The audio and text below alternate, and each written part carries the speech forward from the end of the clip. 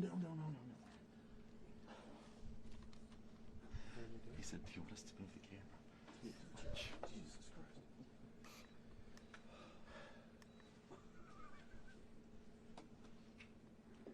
I remember my first day. 33 years ago. You get out.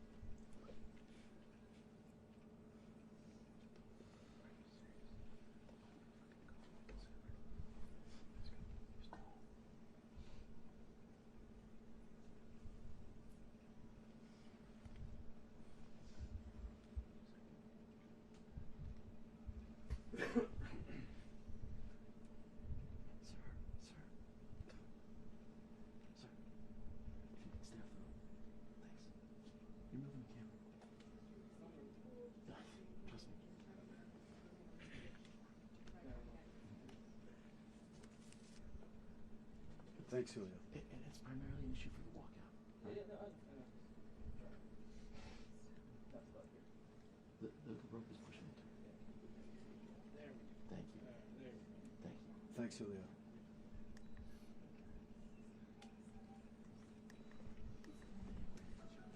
No, I don't.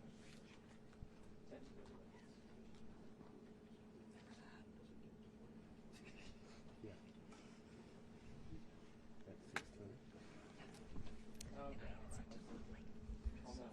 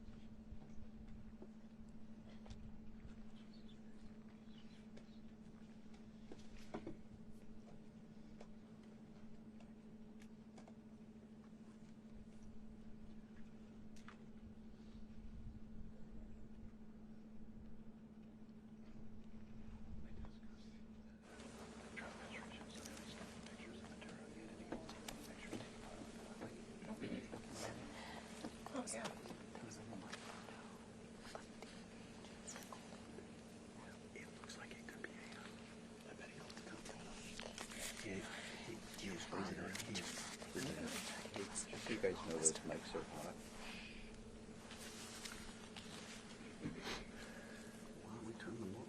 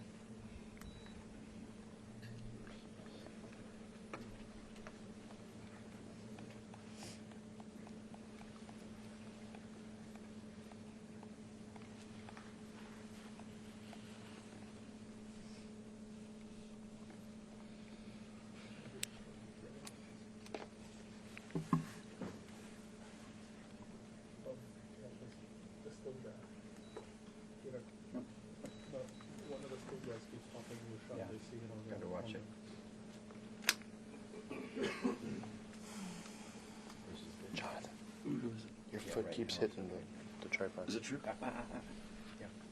With the lens? Yeah. You're not going to pan? I will, but not right now. Not until he's come Peter, which direction should I move my feet? okay. To my right? To your right. Is that better? Cool. Yeah, again, it's in the shot. Okay, yep. Let me know. Trying to figure it out. How about down here? Yeah, I mean, that's fine. That's fine.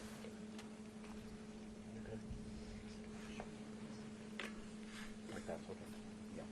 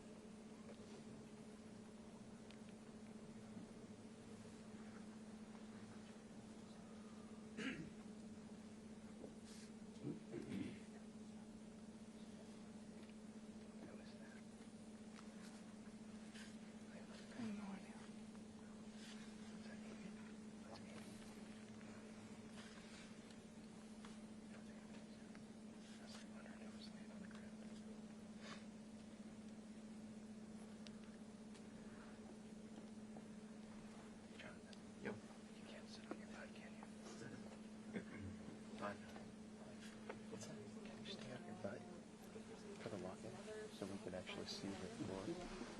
All I get is a bald head. Can you be 6'2"? No. If I'm on my butt, I can't see over their heads. So you have a remote. Sam, look up. Can't see over whose head. Me too.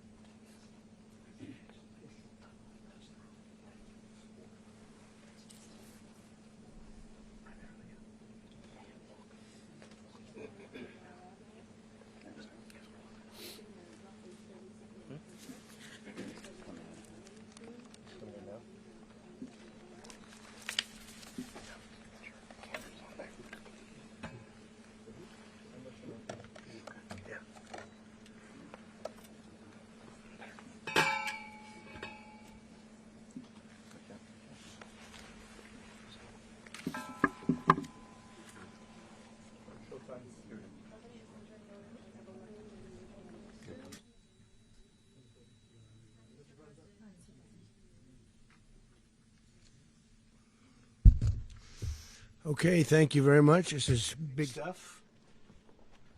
We appreciate you being here.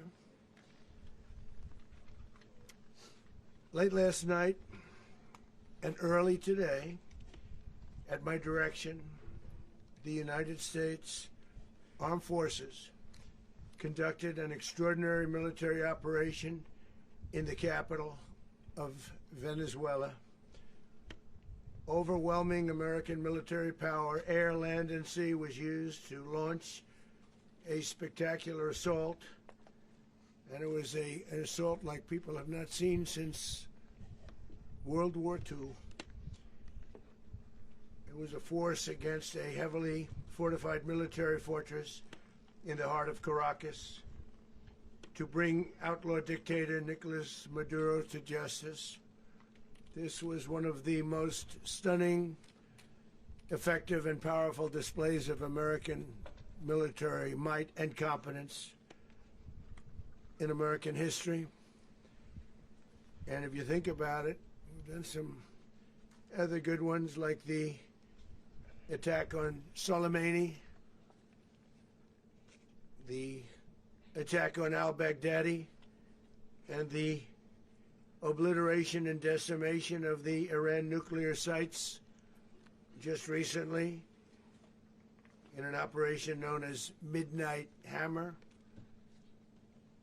all perfectly executed and done.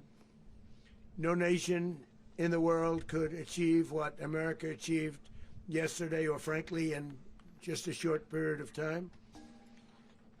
All Venezuelan military capacities were rendered powerless as the men and women of our military, working with U.S. law enforcement, successfully captured Maduro in the dead of night. It was dark. The lights of Caracas were largely turned off due to a certain expertise that we have. It was dark and it was deadly. But captured along with his wife, Celia Flores, both of whom now face American justice. Maduro and Flores have been indicted in the Southern District of New York, Jay Clayton, for their campaign of deadly narco-terrorism against the United States and its citizens. I want to thank the men and women of our military who achieved such an extraordinary success overnight with breathtaking speed, power, precision, and competence. You rarely see anything like it. You've seen some raids in this country that didn't go so well. They were an embarrassment.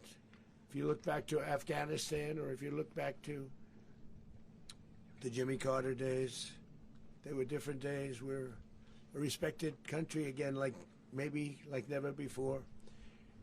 These highly trained warriors, operating in collaboration with U.S. law enforcement, caught them in a very ready position. They were waiting for us. They knew we had many ships out in the sea, just sort of waiting. They knew we were coming. So they were in a ready, what's called a ready position. But they were completely overwhelmed and very quickly incapacitated. If you would have seen what I saw last night, you would have been very impressed. I'm not sure that you'll ever get to see it, but it was an incredible thing to see. Not a single American service member was killed, and not a single piece of American equipment was lost. We had many helicopters, many planes, many people involved in that fight. But think of that, not one piece of military equipment was lost, not one service member was, more importantly, killed. The United States military is the strongest and most fearsome military on the planet by far. With capabilities and skills our enemies can scarcely begin to imagine. We have the best equipment anywhere in the world. There's no equipment like what we have, and you see that even if you just look at the boats. You know, we've knocked out 97% of the drugs coming in by sea. 90%. Each boat kills on average 25,000 people. We knocked out 97%. And those drugs mostly come from a place called Venezuela.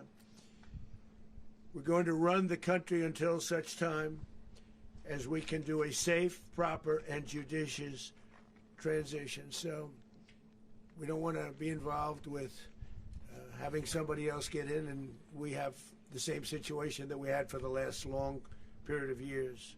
So we are going to run the country until such time as we can do a safe, proper, and judicious transition. And it has to be judicious because that's what we're all about. We want peace, liberty, and justice for the great people of Venezuela, and that includes many from Venezuela that are now living in the United States and want to go back to their country. It's their homeland. We can't take a chance that somebody else takes over Venezuela that doesn't have the good of the Venezuelan people in mind. We've had decades of that. We're not going to let that happen. We're there now, and what people don't understand, but they understand as I say this, we're there now, but we're going to stay until such time as the proper transition can take place. So we're going to stay until such time as we're going to run it, essentially, until such time as a proper transition can take place. As everyone knows, the oil business in Venezuela has been a bust, a total bust, for a long period of time. They were pumping almost nothing by comparison to what they could have been pumping and what could have taken place. We're going to have our very large United States oil companies, the biggest anywhere in the world, go in, spend billions of dollars, fix the badly broken infrastructure, the oil infrastructure, and start making money for the country. And we are ready to stage a second and much larger attack if we need to do so. So we were prepared to do a second wave if we needed to do so. We actually assumed that a second wave would be necessary, but now it's probably not. The first wave, if you'd like to call it that, the first attack was so successful, we probably don't have to do a second, but we're prepared to do a second wave, a much bigger wave, actually.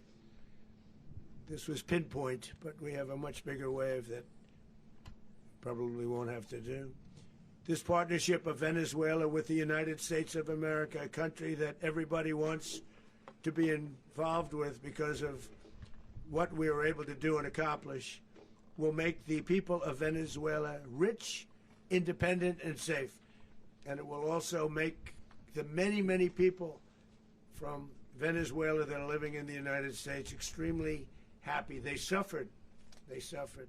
So much was taken from them. They're not going to suffer anymore. The illegitimate dictator Maduro was the kingpin of a vast criminal network responsible for trafficking colossal amounts of deadly and illicit drugs into the United States. As alleged in the indictment, he personally oversaw the vicious cartel known as Cartel de las Solas, which flooded our nation with lethal poison responsible for the deaths of countless Americans, the many, many Americans. Hundreds of thousands over the years of Americans died because of him. Maduro and his wife will soon face the full might of American justice and stand trial on American soil. Right now they're on a ship. They'll be heading to, ultimately, New York, and then a decision will be made, I assume, between New York and Miami or Florida. But we have people where the overwhelming evidence of their crimes will be presented in a court of law. And I've seen it. I've seen what we have. It's both horrible and breathtaking that something like this could have been allowed to take place. For many years after his term as president of Venezuela expired, Maduro remained in power and waged a ceaseless campaign of violence, terror, and subversion against the United States of America, threatening not only our people, but the stability of the entire region. And you all saw it. In addition to trafficking gigantic amounts of illegal drugs that inflicted untold suffering and human destruction all over the country, all over in particular the United States. Maduro sent savage and murderous gangs, including the bloodthirsty prison gang Tren de Aragua, to terrorize American communities nationwide, and he did indeed. They were in Colorado. They took over apartment complexes. They cut the fingers off people if they called police. They were brutal, but they're not so brutal now. And I just have to congratulate our military, Pete and everybody, and our National Guard, because the job that they've done, whether it's in Washington, D.C., where we have a totally safe city, where it was one of the most unsafe cities anywhere in the world, frankly, and now we have no crime in Washington, D.C. We haven't had a killing. We had the terrorist attack a few weeks ago.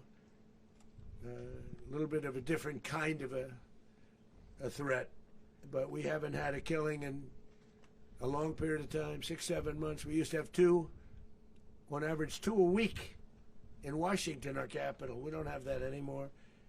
The restaurants are opening. Everyone's happy. They're going, they're walking their daughters, they're walking their children, their wives. They walk to restaurants. Restaurants are opening all over Washington, D.C. So I want to thank the National Guard. I want to thank our military. And I want to thank law enforcement. It's been amazing. And they should do it with more cities. We're doing it, as you know, and we're doing it in Memphis, Tennessee right now, and crime is down. We've just sort of started a few weeks ago, but crime is down now 77%. And the governor of Louisiana called, great person, and he wanted us to help him, as you know, in a certain very nice part of Louisiana, and we have done that. It was a rough section, and we have crime down. I understand it's down to almost nothing already after 2.5 weeks. New Orleans, it's down to almost nothing, and we've only been there for 2.5 weeks. Can't imagine why governors wouldn't want us to help. We also helped, as you know, in Chicago, and crime went down a little bit there. We did a very small help because we had no working ability with the governor. The governor was a disaster, and the mayor was a disaster. But it knocked down crime. But we're pulling out of there when they need us. We'll know. You'll know. You'll be writing about it. And likewise, Los Angeles, where we saved Los Angeles early on, where the head of the police department made a statement that if the federal government didn't come in, we would have lost Los Angeles. That's long after the fires. That's when they had the riots in Los Angeles. We did a great job. Got no credit for it whatsoever, but that's okay. It doesn't matter. We don't need the credit. But we'll be pulling out when they need us. They'll call, or we'll go back if we have to. We'll go back. But we did a great job in various cities. But the place that we're very proud of is Washington, D.C., because it's our nation's capital. We took it from being a crime-ridden mess to being one of the safest cities in the country. But the gangs that they sent raped, tortured, and murdered American women and children. They were in all of the cities I mentioned, Tren de Aragua.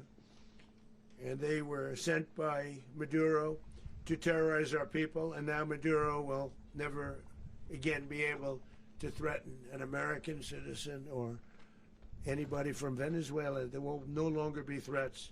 For years I've highlighted the stories of those innocent Americans whose lives were so heartlessly robbed by this Venezuelan terrorist organization. Really one of the worst. One of the worst, they say the worst.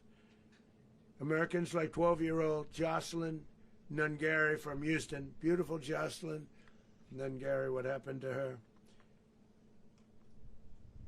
They, as you know, they kidnapped, assaulted, and murdered by Tren de Aragua animals. They murdered Jocelyn and left her dead under the bridge. There was a bridge that will never be the same to so many people after seeing what happened. As I've said many times, the Maduro regime emptied out their prisons, sent their worst and most violent monsters into the United States to steal American lives. And they came from mental institutions and insane asylums. They came from prisons and jails. The reason I say both, they sound similar. Actually, prisons, little bit more hostile, a little bit tougher. A mental institution isn't as tough as an insane asylum, but we got them both. They sent from their mental institutions, they sent from their jails, prisons. They were drug dealers, they were drug kingpins, they sent everybody bad into the United States. But no longer, and we have now a border where nobody gets through. In addition, Venezuela unilaterally seized and stole American oil, American assets, and American platforms, costing us billions and billions of dollars. They did this a while ago, but we never had a president that did anything about it. They took all of our property. It was our property. We built it. And we never had a president that decided to do anything about it. Instead, they fought wars that were 10,000 miles away. We built Venezuela oil industry with American talent, drive, and skill, and the socialist regime stole it from us during those previous administrations, and they stole it through force. This constituted one of the largest thefts of American property in the history of our country. Considered the largest theft of property in the history of our country. Massive oil infrastructure was taken like we were babies, and we didn't do anything about it. I would have done something about it. America will never allow foreign powers to rob our people or drive us back into and out of our own hemisphere. That's what they did. Furthermore, under the now deposed dictator Maduro, Venezuela was increasingly hosting foreign adversaries in our region and acquiring menacing offensive weapons that could threaten U.S. interests and lives. And they used those weapons last night.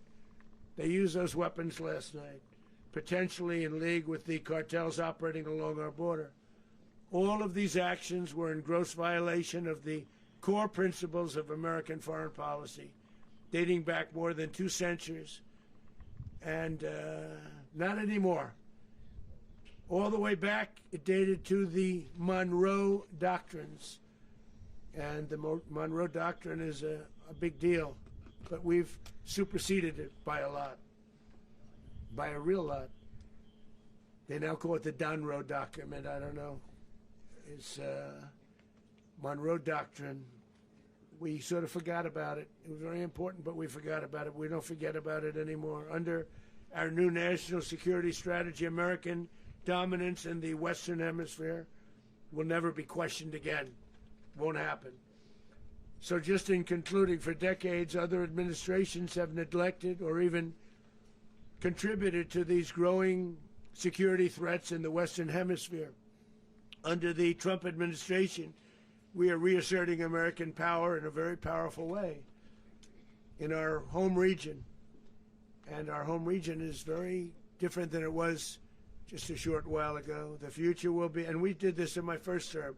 We had great dominance in my first term, and we have far greater dominance right now.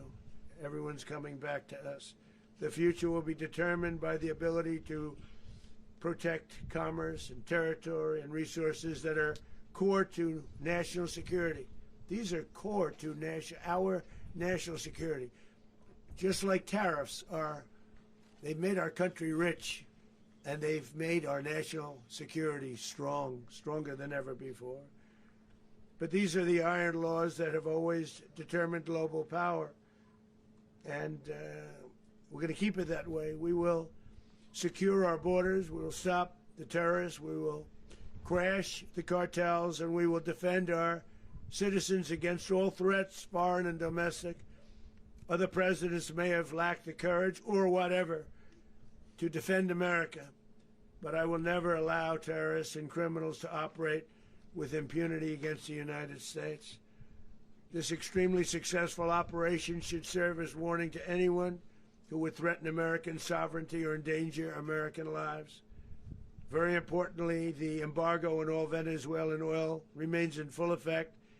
The American Armada remains poised in position, and the United States retains all military options until United States demands have been fully met and fully satisfied. All political and military figures in Venezuela should understand what happened to Maduro can happen to them, and it will happen to them if they aren't just, fair, even to their people. The dictator and terrorist, Maduro, is finally gone in Venezuela. People are free. They're free again. It's been a long time for them, but they're free. America is a safer nation. This morning, it's a prouder nation this morning because it didn't allow this horrible person and this country that was doing very bad things to us. It didn't allow it to happen. And the Western Hemisphere is right now a much safer place to be. So I want to thank everybody for being here. I want to thank General Raisin Kane. He's a fantastic man. I've worked with a lot of generals. I worked with some I didn't like. I worked with some I didn't respect. I worked with some that just weren't good. But this guy is fantastic. I watched last night one of the most precise attacks on sovereignty. I mean, it was an attack for justice. And I'm very proud of him, and I'm very proud of our Secretary of War, Pete Hegseth, who I'm going to ask to say a few words. Thank you very much. Mr. President, can you explain how the U.S. will run Venezuela? Well, thank you, Mr. President. Finally, a commander-in-chief the world respects and the American people deserve. And as the President said, words can barely capture the bravery and the power and the precision of this historic operation. A massive joint military and law enforcement raid flawlessly executed by the greatest Americans our country has to offer. American warriors are second to none, the best in the world and the best of our country.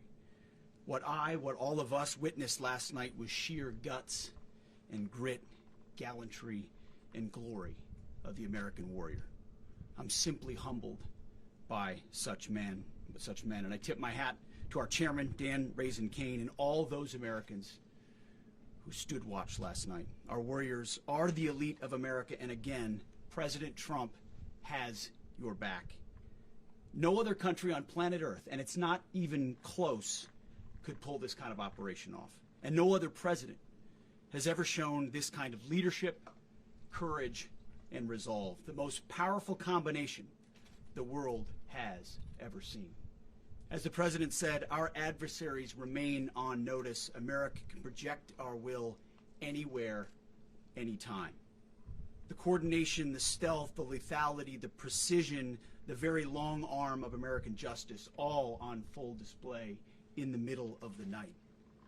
Nicolas Maduro had his chance, just like Iran had their chance, until they didn't and until he didn't. He effed around and he found out. President Trump is deadly serious about stopping the flow of gangs and violence to our country. Deadly serious about stopping the flow of drugs and poison to our people. Deadly serious about getting back the oil that was stolen from us. And deadly serious about reestablishing American deterrence and dominance in the Western Hemisphere. This is about the safety, security, freedom, and prosperity of the American people. This is America first. This is peace through strength. And the United States War Department is proud to help deliver it. Welcome to 2026, and under President Trump, America is back. I'd like to welcome now our chairman, Chairman Raisin Kane, to give a few more details about the operation. Mr. Chairman.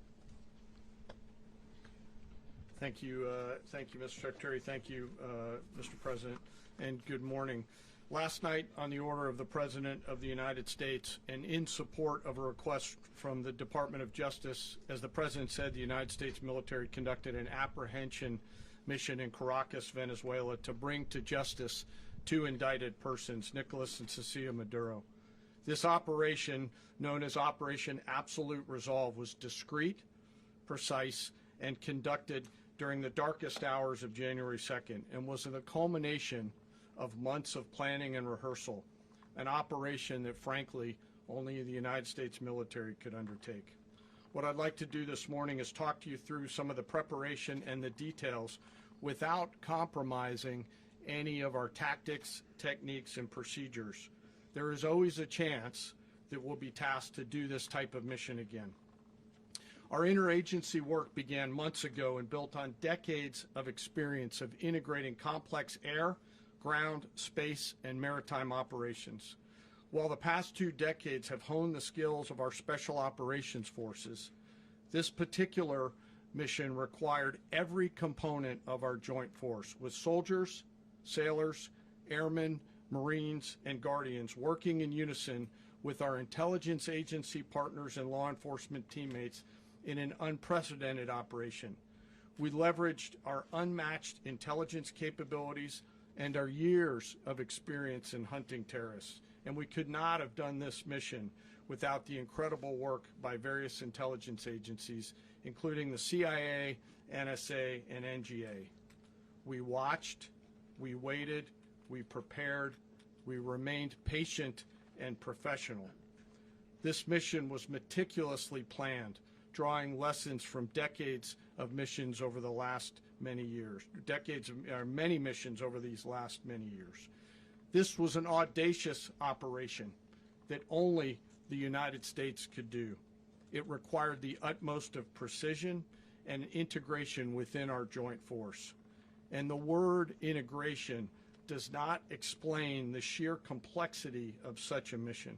An extraction so precise it involved more than 150 aircraft launching across the Western Hemisphere in close coordination, all coming together in time and place to layer effects for a single purpose: to get an interdiction force into downtown Caracas while maintaining the element of tactical surprise. Failure of one component of this well-oiled machine would have endangered the entire mission, and failure is never an option for America's joint force. Those in the air over Caracas last night were willing to give their lives for those on the ground and in the helicopters. Let me talk a little bit about the preparation. After months of work by our intelligence teammates to find Maduro and understand how he moved, where he lived, where he traveled, what he ate, what he wore, what were his pets, in early December, our force was set pending a series of aligned events. Key was choosing the right day to minimize the potential for civilian harm and maximize the element of surprise, and minimize the harm to the indicted personnel so, as the President said, they could be brought to justice. And as the President said earlier today, weather in Venezuela is always a factor this time of the year. And over the weeks through Christmas and New Year's, the men and women of the United States military sat ready, patiently waiting for the right triggers to be met and the President to order us into action. Last night, the weather broke just enough, clearing a path that only the most skilled aviators in the world could maneuver through. Ocean, mountain, low cloud ceilings, but when tasked with a mission, this organization does not quit. At 10:46 p.m. Eastern Time last night, the President ordered the United States military to move forward with this mission. He said to us, and we appreciate it, Mr. President, good luck and Godspeed. And those words were transmitted to the entire joint force. Over the course of the night, aircraft began launching from 20 different bases on land and sea across the Western Hemisphere. In total, more than 150 aircraft, bombers, fighters, intelligence, reconnaissance, surveillance, rotary wing were in the air last night. Thousands and thousands of hours of experience were airborne. Our youngest crew member was 20, and our oldest crew member was 49, and there's simply no match for American military might. As the night began, the helicopters took off with the extraction force, which included law enforcement officers, and began their flight into Venezuela at 100 feet above the water. As they approached Venezuelan shores, the United States began layering different effects provided by Spacecom, Cybercom, and other members of the interagency to create a pathway. Overhead, those forces were protected by aircraft from the United States Marines, the United States Navy, the United States Air Force, and the Air National Guard. The force included F-22s, F-35s, F-18s, EA-18s, E-2s, B-1 bombers, and other support aircraft, as well as numerous remotely piloted drones. As the force began to approach Caracas, the Joint Air Component began dismantling and disabling the air defense systems in Venezuela, employing weapons to ensure the safe passage of the helicopters into the target area.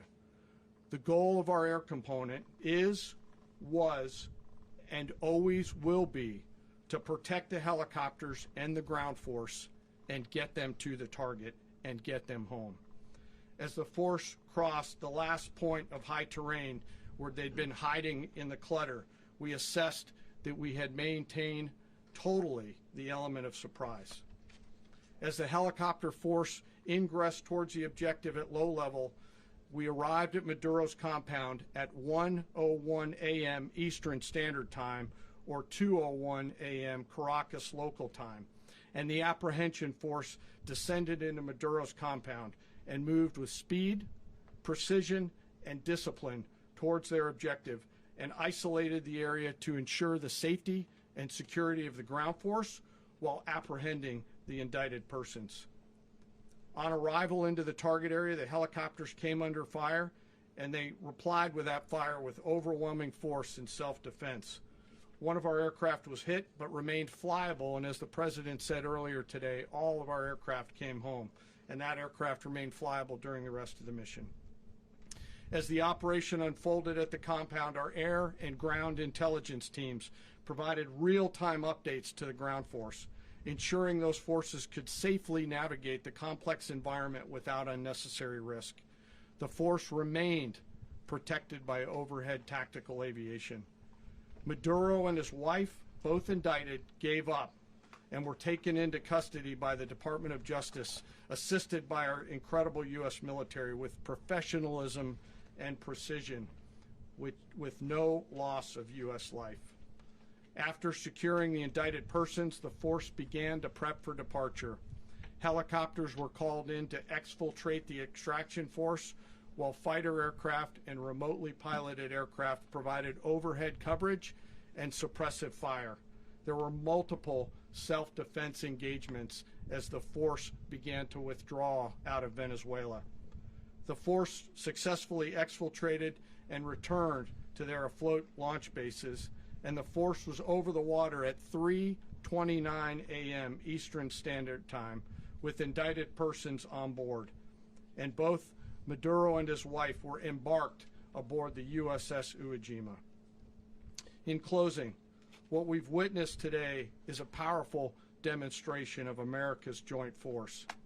We think, we develop, we train, we rehearse, we debrief, we rehearse again and again, not to get it right, but to ensure that we cannot get it wrong. Our jobs are to integrate combat power so when the order comes, we can deliver overwhelming force at the time and the place of our choosing against any foe anywhere in the world. I am immensely proud today of our joint force and filled with gratitude to represent them here today. There is simply no mission too difficult for these incredible professionals and the families that stand by them and support them. As we stand here this morning, our forces remain in the region at a high state of readiness, prepared to project power, defend themselves, and our interests in the region. This operation is a testament to the dedication and unwavering commitment to justice and our resolve to hold accountable those who threaten peace and stability. In closing, I want to express my heartfelt gratitude to the brave men and women who executed this mission. Their courage and tireless commitment to our nation are what makes us strong. Thank you, Mr. Secretary, and thank you, Mr. President. Well, I don't have much to add to what you've heard now, other than the following points. Nicolas Maduro was indicted in 2020 in the United States. He is not the legitimate president of Venezuela. That's not just us saying it. The first Trump administration, the Biden administration, the second Trump administration, none of those three recognized him. He's not recognized by the European Union and multiple countries around the world. He is a fugitive of American justice with a $50 million reward, which I guess we saved $50 million. And We should make sure. yeah, exactly. But Don't let anybody claim it. Nobody deserves it but us. But I want to be clear about one thing. Nicolas Maduro had multiple opportunities to avoid this. He was provided multiple very, very, very generous offers and chose instead to act like a wild man, chose instead to play around. And the result is what we saw tonight. The other message here is the following. You have a guy, like many people around the world, they like to play games. You have a guy who decides he's going to invite Iran into his country, is going to, do the confiscation of American oil companies, is going to flood our country with gang members, is going to take Americans prisoner and try to hold them for hostage and trade them like he was able to do with the Biden administration. Basically likes to play games all this time and thinks nothing's going to happen. And I hope what people now understand is that we have a president. The 47th president of the United States is not a game player. When he tells you that he's going to do something, when tells you he's going to address a problem, he means it. He actions it. I can tell you, I've watched this process now for 14, 15 years, been around it. Everybody talks. I'm going to do this. I'm going to do that. When I get there, we're going to do this. We're going to take. This is a president of action. Like, I don't understand yet how they haven't figured this out. And now, if you don't know, now you know. Because this is the way it's going to play out. And I think people need to understand that this is not a president that just talks and does letters and press conferences. And, if he says he's serious about something, he means it. And this is something that was a direct threat to the national interest of the United States. And the president addressed it. There's a president of peace, by the way. I told you what I just said earlier. This guy had multiple opportunities to find his way somewhere else and figure out another. He could have been living somewhere else right now very happy. But instead, he wanted to play big boy. And so now, he's got other sets of problems on his hands. And but I think the message here should be for the world. Look, the president doesn't go out looking for people to pick fights with. He's not generally wants to get along with everybody. We'll talk and meet with anybody. But don't play games. Don't play games with this president's in office because it's not going to turn out well. And so I hope that, I guess that lesson was learned last night, and we hope it'll be instructive moving forward. Is that a message for Cuba? Mr. President. Mr. President. Mr. President. Mr. President. Mr. President. You said that the U.S. is going to run Venezuela, so who's in power right now? Well, we're going to be running it with a group, and we're going to make sure it's run properly. We're going to rebuild the oil infrastructure, which will cost billions of dollars. It'll be paid for by the oil companies directly. They will be reimbursed for what they're doing, but it's going to be paid. And we're going to get the oil flowing the way it should be. As you know, it was just a minor flow. It was actually a minor flow for what they have. But we're going to run it properly, and we're going to make sure the people of Venezuela are taken care of. We're going to make sure the people that were forced out of Venezuela by this thug are also taken care of. Mr. President. Mr. President. Mr. President. Mr. President. President, does the U.S. running the country mean that U.S. troops will be on the ground? How will that work? Well, they always say boots on the ground. Oh, so we're not afraid of boots on the ground if we have to have. We had boots on the ground last night at a very high level, actually. We're not afraid of it. We don't mind saying it. But we're going to make sure that that country is run properly. We're not doing this in vain. This is a very dangerous attack. This is an attack that could have gone very, very badly. Could have gone very badly. We could have lost a lot of people last night. We could have lost a lot of dignity. We could have lost a lot of equipment. The equipment is less important, but we could have lost a lot. And we're going to make sure that this is proper. We're there now. We're ready to go again if we have to. We're going to run the country right. It's going to be run very judiciously, very fairly. It's going to make a lot of money. We're going to give money to the people. We're going to reimburse people that were taken advantage of. We're going to take care of everybody. It's very important. We couldn't let them get away with it. They stole our oil. We built that whole industry there, and they just took it over like we were nothing. And we had a president that decided not to do anything about it. So we did something about it. We're late, but we did something about it. Yeah, please. Mr. President, can you explain the exact mechanism by which you're going to run the country? Are you going to designate a U.S. official to coordinate? Yes. It's all being done right now. We're designating people. We're talking to people. We're designating various people, and we're going to let you know who those people are. Mr. President. What's the group you mentioned that would run Venezuela? Well, it's largely going to be, for a period of time, the people that are standing right behind me. We're going to be running it. We're going to be bringing it back. It's a dead, I talk about a dead country. A year and a half ago, we were a dead country. Now we're the hottest country anywhere in the world. We're a country doing better than any country anywhere in the world. And it required leadership. Venezuela has a lot of bad people in there, a lot of bad people that shouldn't be leading. We're not going to take a chance that one of those people take over for Maduro. So you can look at, and others, we have fantastic people, including people in the military. So we're going to have a group of people running it until such time as it can be put back on track, make a lot of money for the people, and give people a great way of life, and also reimbursement for people in our country that were forced out of Venezuela. Mr. President, Rubio would be. You said earlier today that you weren't going to back Machado to come back and be the opposition leader in your Fox and Friends interview. And then you also mentioned the vice president of Venezuela. Are you going to work with the vice president of Venezuela, or how do you foresee the relationship Well, going? I understand she was just sworn in, but she was, as you know, picked by Maduro. So Marco's working on that directly. He just had a conversation with her, and she's essentially willing to do what we think is necessary to make Venezuela great again. Very simple. Mr. President, Colombian President Gustavo Petro, a couple weeks ago, he said he's got to watch his ass. And today, he said he's not concerned about anything happening to him in the aftermath of this operation. So, just what your message is Well, about he that. has cocaine mills. He has factories where he makes cocaine. And yeah, I think I stick by my first statement. He's making cocaine. They're sending it into the United States. So he does have to watch his ass. Mr. President, did you notify any members of Congress in advance? Marco, do you want to talk about that? Because you were involved in it. Sure. We call members of Congress immediately after. This was not the kind of mission that you can do congressional notification on. It was a trigger-based mission in which conditions had to be met night after night. We watched and monitored that for a number of days. So it's just simply not the kind of mission you can call people and say, hey, we may do this at some point in the next 15 days. But it's largely a law enforcement function. Remember, at the end of the day, at its core, this was an arrest of 2 indicted fugitives of American justice, and the Department of War supported the Department of Justice in that job. Now, there are broader policy implications here, but it's just not the kind of mission that you can pre-notify because it endangers the mission. If I can add one thing to that, Congress has a tendency to leak. This would not be good. If they leaked, General, I think it would have been maybe a very different result. But I have to say, they knew we were coming at some point, you know. We had a lot of ships out there. They sort of knew we were coming. But Congress will leak, and we don't want leakage. Mr. President. You were one of the only people to watch this all play out live. What was Maduro doing when the U.S. forces entered what I assume would be his home? And also, was there any point where the U.S. was considering, if Maduro pushed back or resisted, killing Maduro? It could have happened. It could have happened. He was trying to get into a safe place. You know what a safe place is, all steel.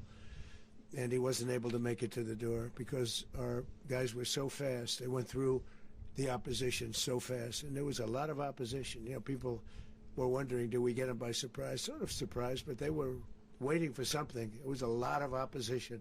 There was a lot of gunfire. You saw some of it today.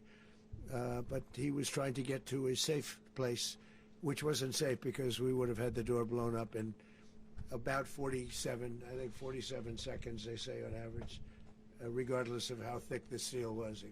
It was a very thick door. It was a very heavy door, but he was unable to get to that door. He made it to the door. He was unable to close it. So where's Maduro going to be? Go ahead, finish. Where is Maduro going to be in the time being right now? Do you know his exact Well, whereabouts? eventually, ultimately, in the near future, he's going to be brought to New York. And where is he going to be held? Where is he going to be held in New York? Do you know? That's going to be up to the officials that do these things. Mr.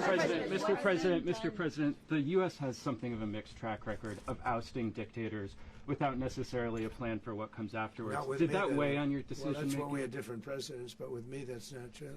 With me, we've had a perfect track record of winning. We win a lot, and we win. If you look at Soleimani, you look at al-Baghdadi, you look at the Midnight Hammer. Midnight Hammer was incredible. Right now, you wouldn't have peace in the Middle East. We have essentially peace in the Middle East because of that. If we weren't successful with Midnight Hammer, you wouldn't have peace in the Middle East. So, with me, you've had a lot of victory. You've had only victories. You've had no losses. Yeah. Mr. President, can you? How long do you expect the U.S. to run Venezuela, and how soon do you want the Venezuelan people to hold elections? So I'd like to do it quickly, but it takes a period of time. You know, we're rebuilding. We have to rebuild their whole infrastructure. The infrastructure is rotted. it's actually very dangerous. It's blow-up territory. Oil is very dangerous. It's a very dangerous thing to take out of the ground. It can kill a lot of people. It has killed a lot of people doing just that. The infrastructure is old. It's rotted. Much of it is stuff that we put there 25 years ago, and we're going to be replacing it. And we're going to take a lot of money out so that we can take care of the country. Are you saying that Secretary Rubio and Mr. President, China, Russia, and Iran have interests in Venezuela. How does this operation affect your relationships with them when it comes to the oil and drugs? In terms of China and Russia, Russia when we get things straightened out. But in terms of other countries that want oil, we're in the oil business. We're going to sell it to them. We're not going to say we're not going to. In other words, we'll be selling oil, probably in much larger doses because they couldn't produce very much because their infrastructure was so bad. So we'll be selling large amounts of oil to other countries, many of whom are using it now, but I would say many more will come. Are you saying that, Mr. President, are you saying that? Oh.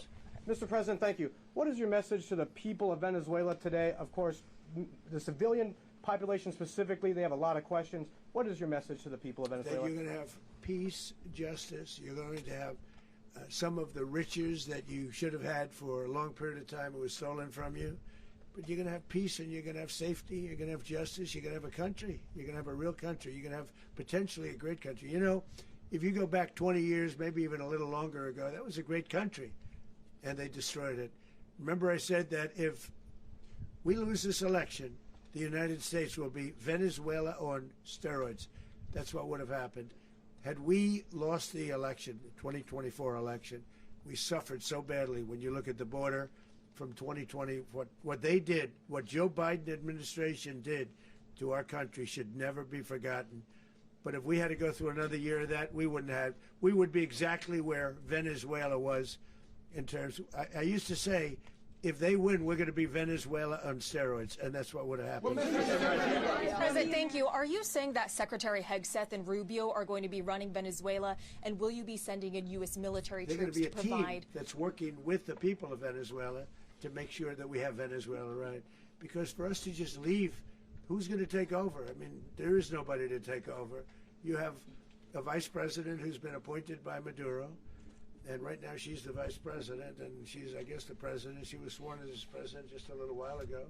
She had a long conversation with Marco, and she said, we'll do whatever you need. I think she was quite gracious, but she really doesn't have a choice. We're going to have this done right. We're not going to just do this with Maduro, then leave like everybody else, leave and say, let it go to hell. If we just left, it has zero chance of ever coming back. We'll run it properly. We'll run it professionally. We'll have the greatest oil companies in the world go in and invest billions and billions of dollars and take out money, use that money in Venezuela.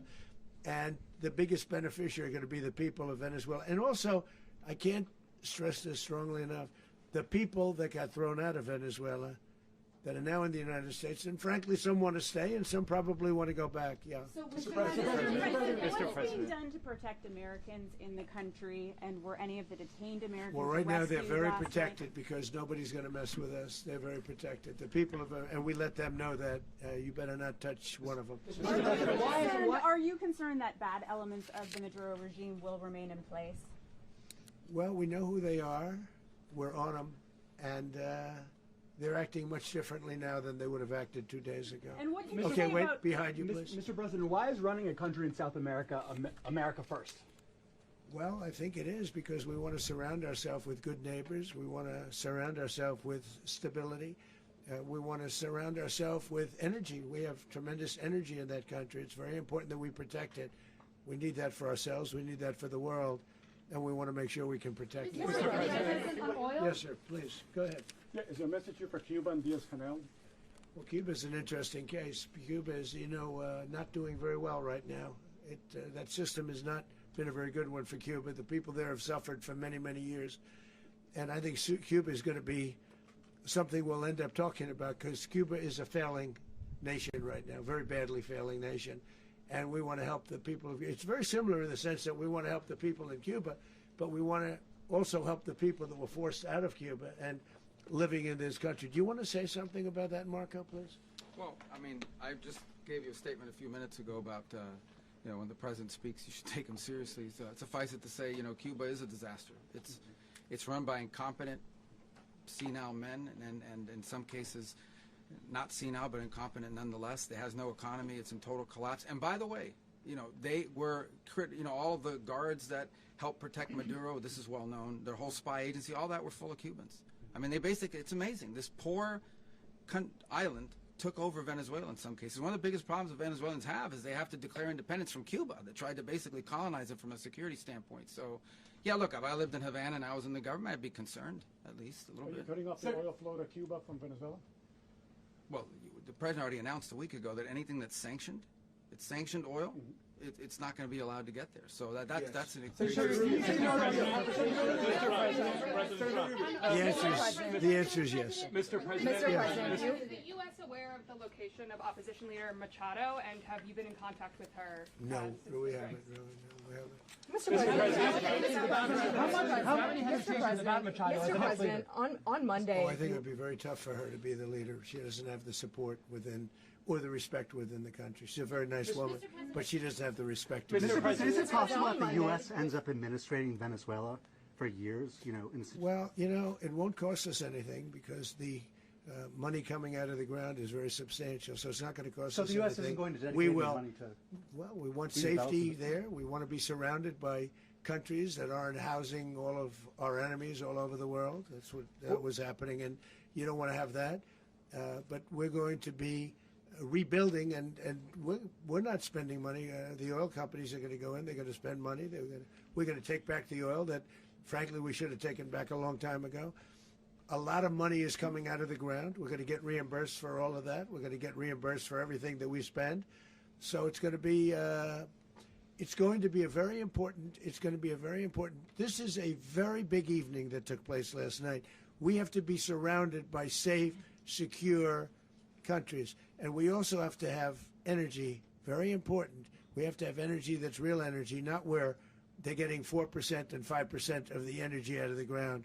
You take a look. It was such a disaster. So what's going to happen with Venezuela, I think, over the next period of a year is going to be a great thing. And the people of Venezuela will be the biggest beneficiaries. Mr. President, on Monday,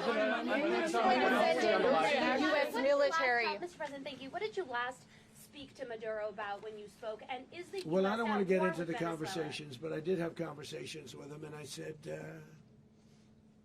got to surrender.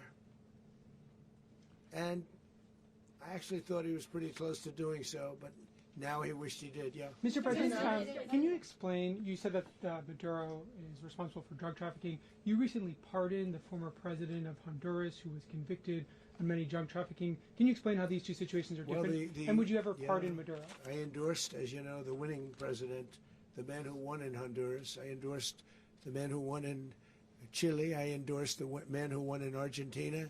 And we are doing very well with that whole group. What the man that I pardoned was, if you could equate it to us, he was treated like the Biden administration treated a man named Trump. That didn't work out too well for them. This was a man who was persecuted very unfairly. He was the head of the country. He was persecuted very unfairly. And there are a number of them. And we felt that it was a very unfair situation that happened to him. He's also a party member of the man who won. So obviously the people liked what I did. And one of the reasons that was done is because of the fact that the party in power felt very strongly that that man was treated very badly. I studied it very quickly, and then I studied it in great detail.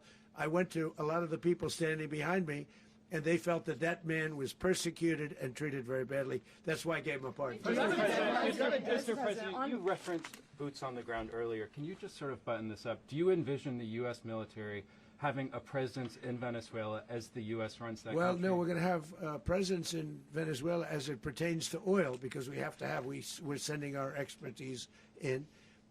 So you may need something, not very much. But no, we're going to be taking out a tremendous amount of wealth out of the ground. And that wealth is going to the people of Venezuela and people from outside of Venezuela that used to be in Venezuela. And it goes also to the United States of America in the form of reimbursement for the damages caused us by that country.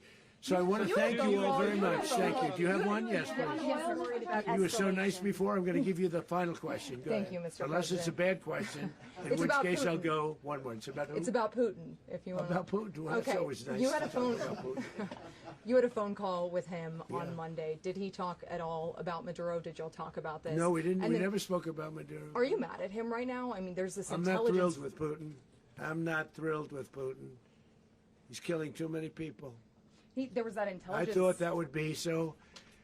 I settled 8 1/4 war. You know what the 1/4 was?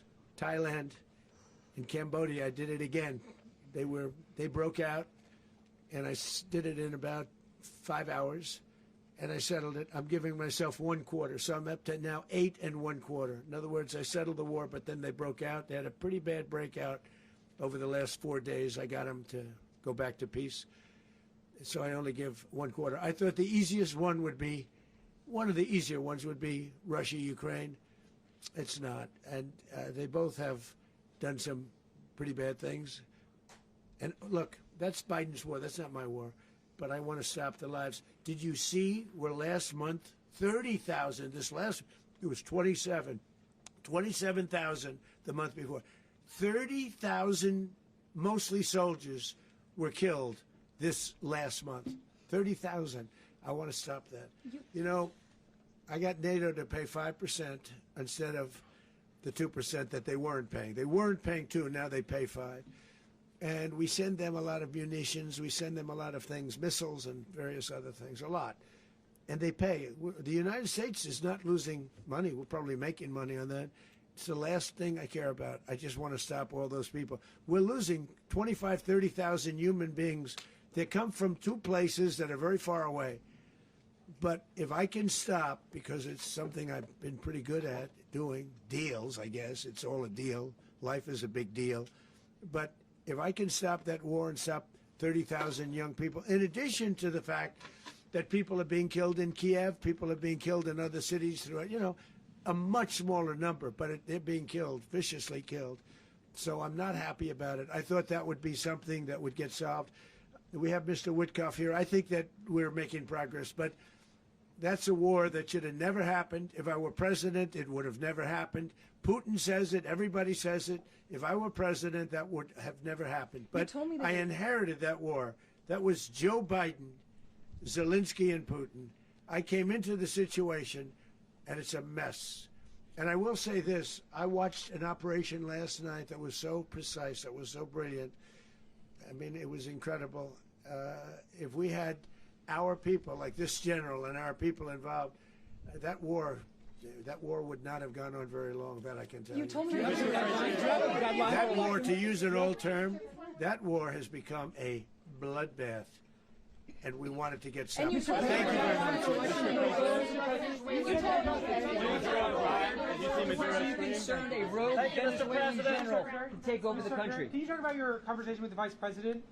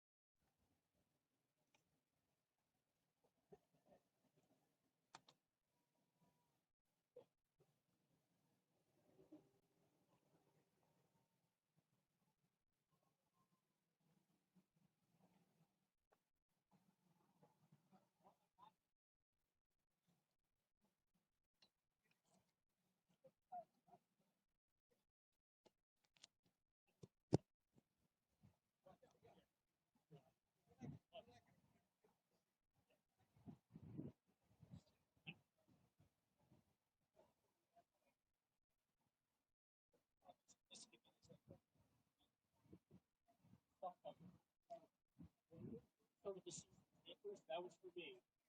So I really, the first thing, like, Garabag and the girls one. Okay, let's 16. Oh, yeah, what are you doing?